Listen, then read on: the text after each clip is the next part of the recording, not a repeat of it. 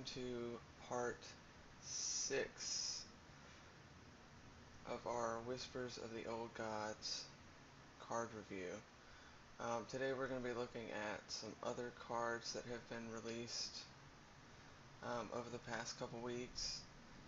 And the first one we are going to take a look at is going to be a Priest spell card. It's a 2-mana spell card. It's called Embrace the Shadow. This turn, your healing effects deal damage instead.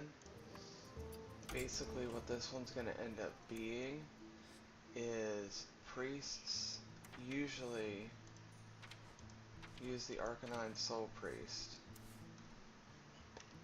to be able to do this. So instead of paying 4 mana for the 3/5 minion, you'll be able to play this card, and for this turn, if you have a lot of spell cards that do healing effects that you would normally use on yourself to try and boost your health back up, you can actually use them against your opponent. The only drawback is it only does it for the current turn, whereas with the Soul Priest, as long as that minion's on the field, the effects are still able to be used. But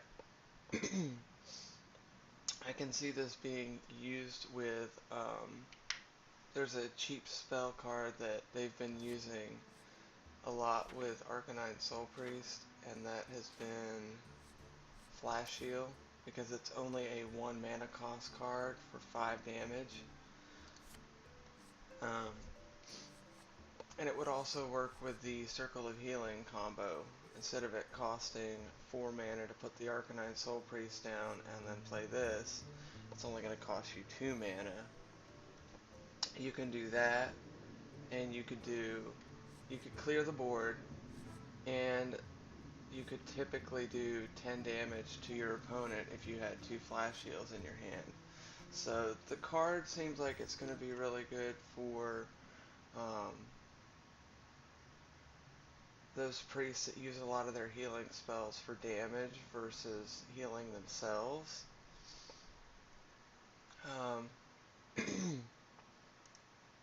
The next card we're going to be looking at is going to be a Rogue minion card,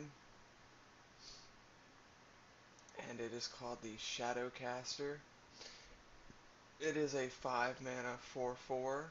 Battlecry, choose a friendly minion, add a 1/1 copy to your hand that costs 1. Now this would apply to any minion that you have on your side of the field. So that could be a taunt, it could be a legendary card, possibly.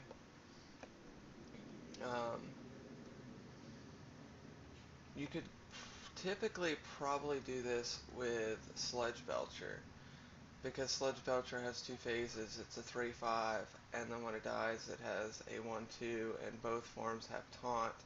So if you chose that friendly minion, it would add a 1/1 copy of it to your hand that would cost 1.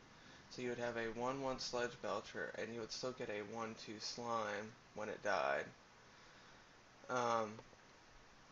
You could use these on, as I said, you could use it on legendaries if you chose to.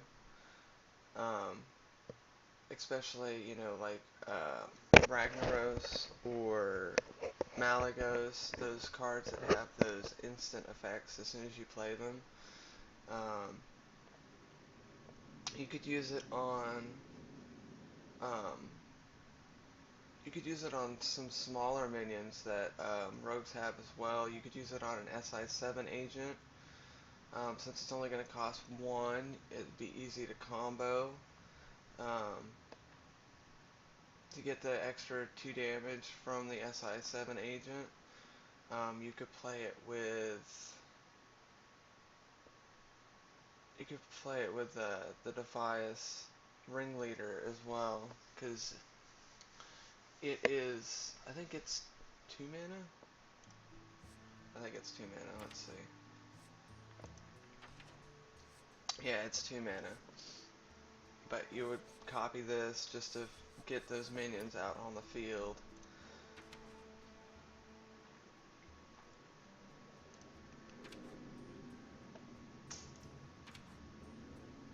So you could use it on a Tome Pillager, because I've been seeing a lot of those in rogue decks, because you get the extra coin when the minion dies. So you could copy this, and it would be a 1/1 copy of it, so you get a coin sooner. You could do it to an Unearthed Raptor, because Raptor Rogue's been very popular lately, um, especially with the Nerubian Egg and the Unearthed Raptor combo that's been going around.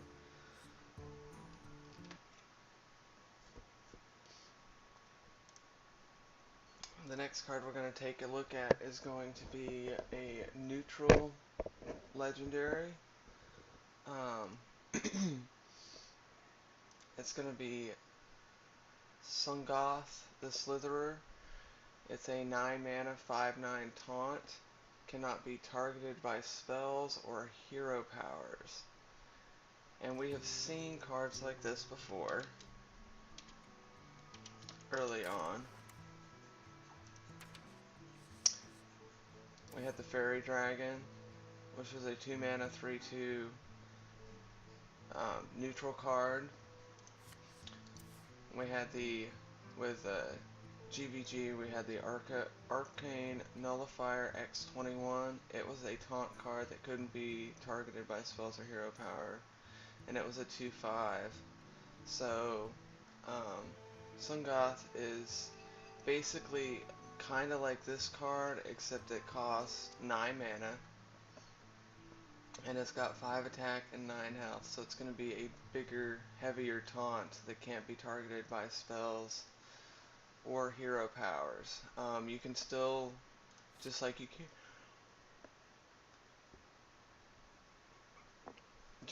can now with the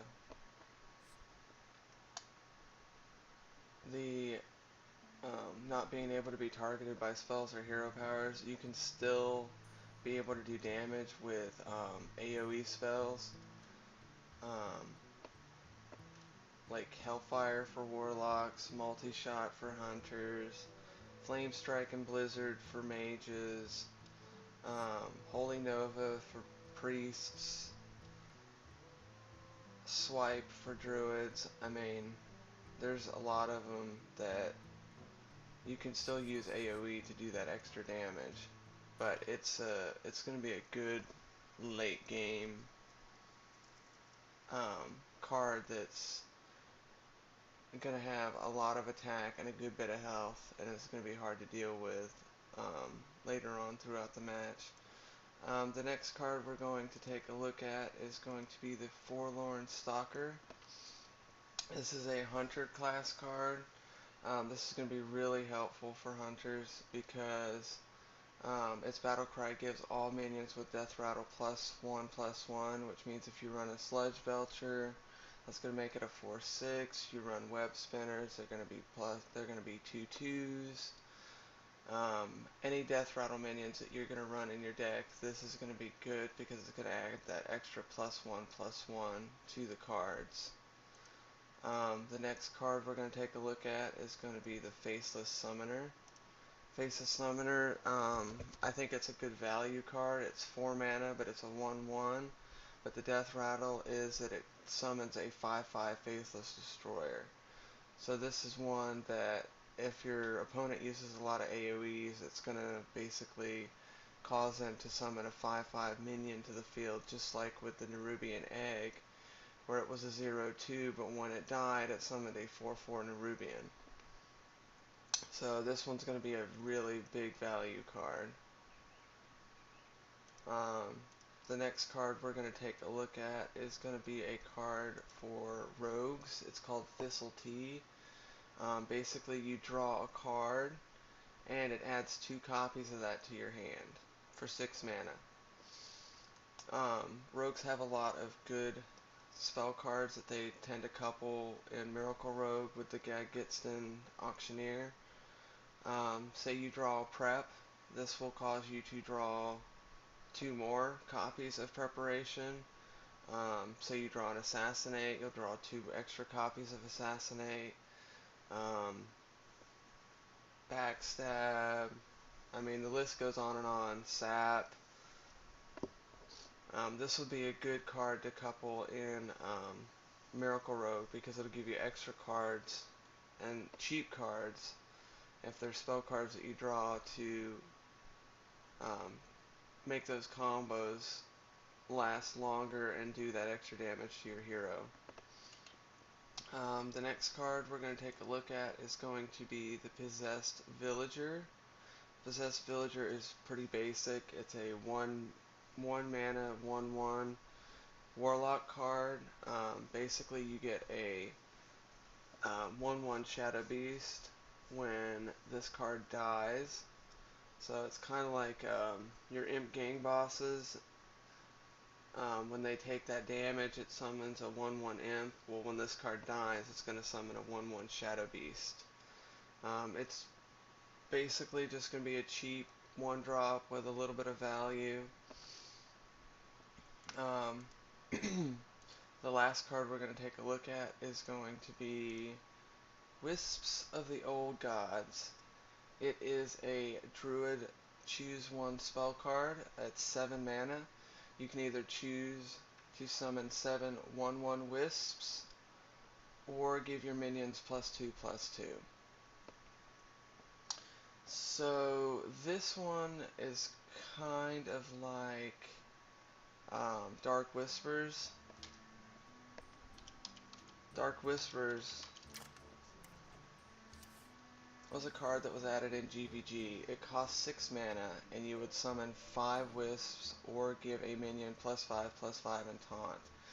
This one's, the new one's kind of similar as far as the concept. You choose either to summon 7 Wisps or give your minions +2/+2 instead of the +5/+5 and taunt. It's kind of like Dark Whispers meets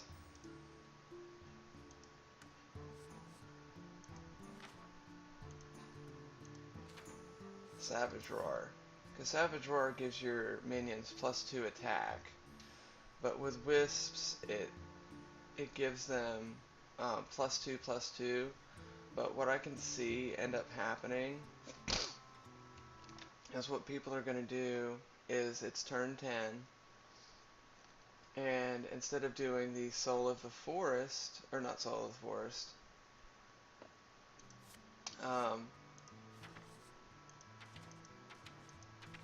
Force of Nature Savage Roar, which usually costs 9 mana, and you only get 3 treants with 2/2.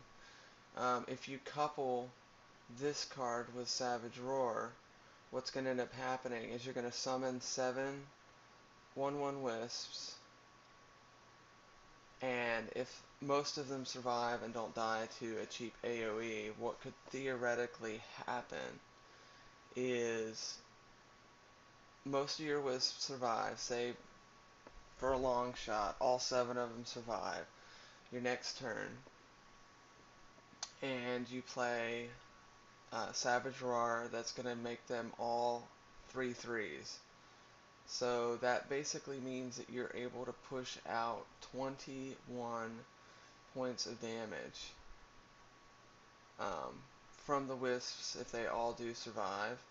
The one that's probably going to be used the most, though, is probably going to be give your minions +2/+2, and then you're going to stack the Savage Roar on top of that.